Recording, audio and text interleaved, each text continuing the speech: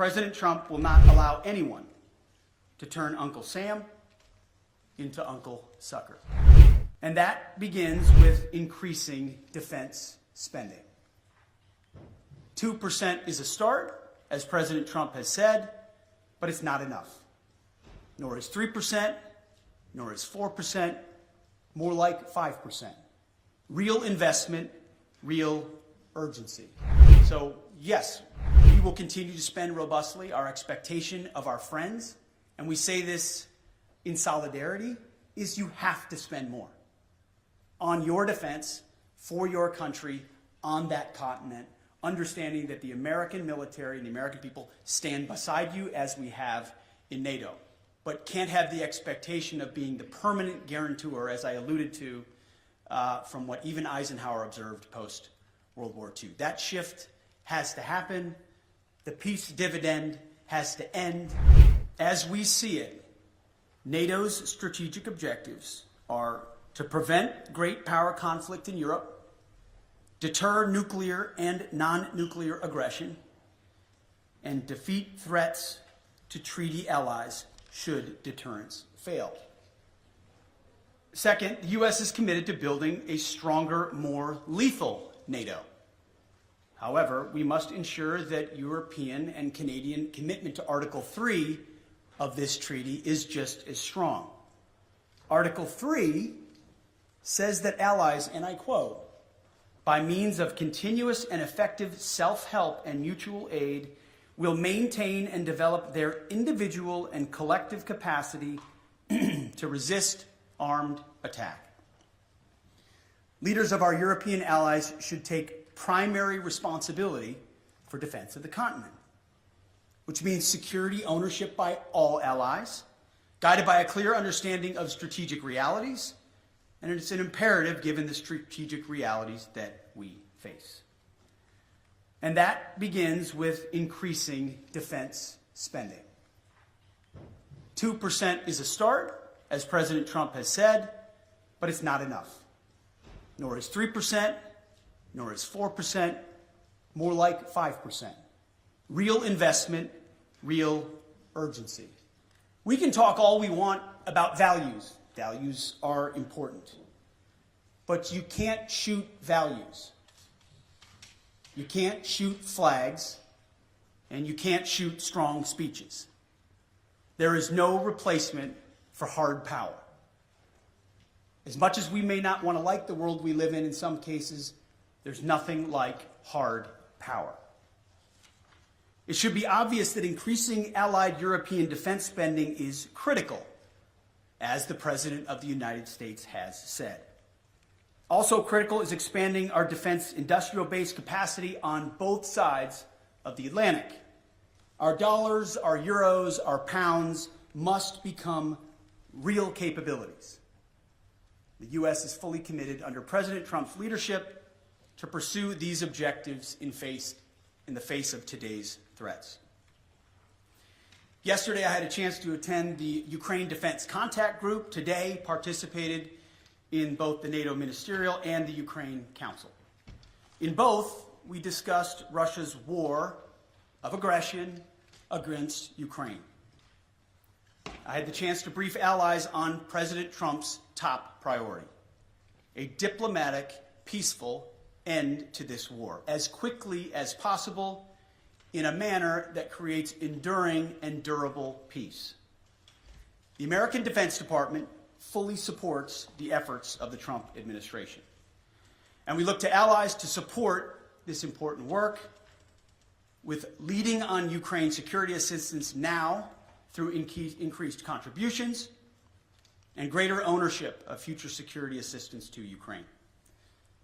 To that end, I want to thank my UK counterpart, Defense Secretary John Healey, for hosting this Ukraine Defense Contact Group and for his leadership on support of Ukraine. President Trump gave me a clear mission: achieve peace through strength, as well as put America first. Our people, our taxpayers, our borders, and our security. We are doing this by reviving the warrior ethos, rebuilding our military, and reestablishing deterrence. NATO should pursue these goals as well. NATO is a great alliance, the most successful defense alliance in history. But to endure for the future, our partners must do far more for Europe's defense. We must make NATO great again. It begins with defense spending, but must also include reviving the transatlantic defense industrial base, rapidly fielding emerging technologies, prioritizing readiness and lethality, and establishing real deterrence. Finally, I want to close with this. After World War II, first General and then President Eisenhower was one of NATO's strongest supporters. He believed in a strong relationship with Europe. However, by the end of Eisenhower's presidency, even he was concerned that Europe was not shouldering enough of its own defense, nearly making, in Eisenhower's words, quote, a sucker out of Uncle Sam. Well, like President Eisenhower, this administration believes in alliances, deeply believes in alliances. But make no mistake, President Trump will not allow anyone to turn Uncle Sam into Uncle Sucker. Nobody can or should contest the extent of America's willingness to invest in national security. We have a budget of $850 billion spent on defense. I'm in the business of ensuring that every dollar of that is used wisely, which is why we're pushing a Pentagon audit and making sure that we're cutting fat so that we've got more at the tip of the spear. 3.4% is a very robust investment, larger than most of our allies within NATO. Any defense minister or secretary of defense that tells you they wouldn't want more would be lying to you. I understand that. Ultimately, we have our own budgetary considerations to be had, but I don't think an unwillingness of NATO allies to invest in their own defense spending can be dismissed away by trying to point at the $900 billion that America has invested around the globe to include the NATO alliance and saying that's not enough.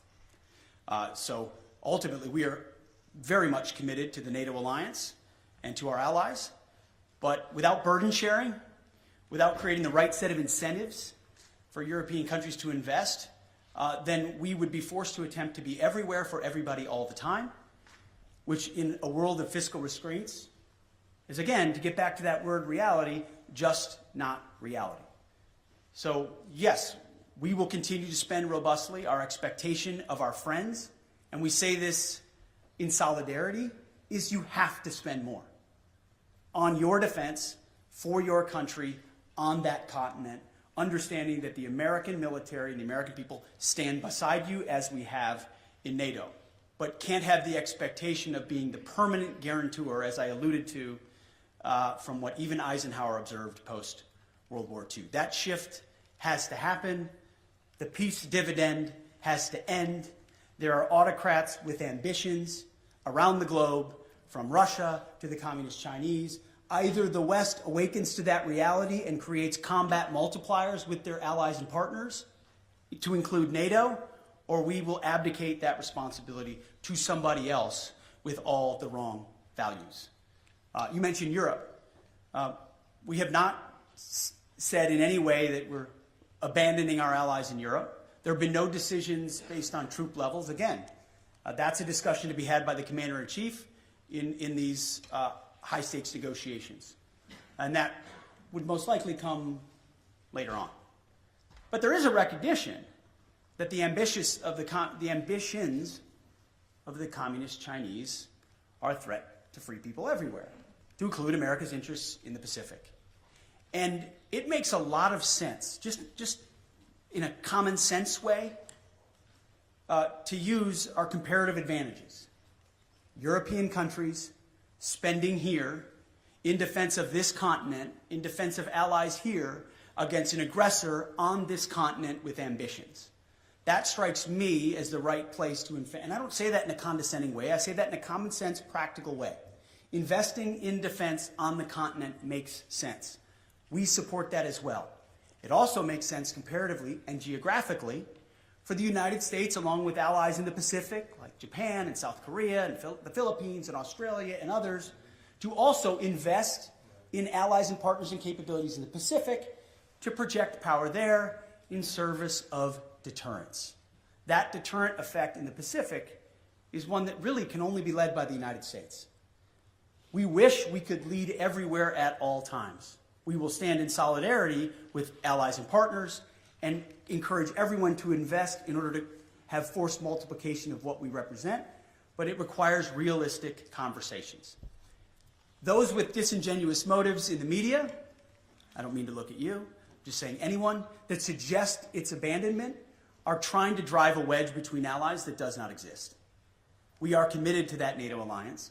We understand the importance of that partnership, but it can't endure on the status quo forever in light of the threats we face and fiscal realities. Europe has to spend more, NATO has to spend more, has to invest more, and we're very encouraged by what the Secretary General has said, and frankly, by behind closed doors, what a lot of our allies have said as well, acknowledging that reality. And that's why when I say make NATO great again, it's what President Trump set out to do in 2017. The press said President Trump is abandoning NATO. He's turning his back on our NATO allies. That's what the headlines read in 2017 and 2018. What actually happened? That tough conversation created even more investment to the point where now almost every NATO country is meeting the 2% goal that was said to be egregious when he first said it. Now European countries are stepping up, and President Trump continues to ring the alarm bell that even more investment is required considering where we are. So suggestions of abandonment otherwise continue to be disingenuous, and we are proud to be part of this alliance and stand by it.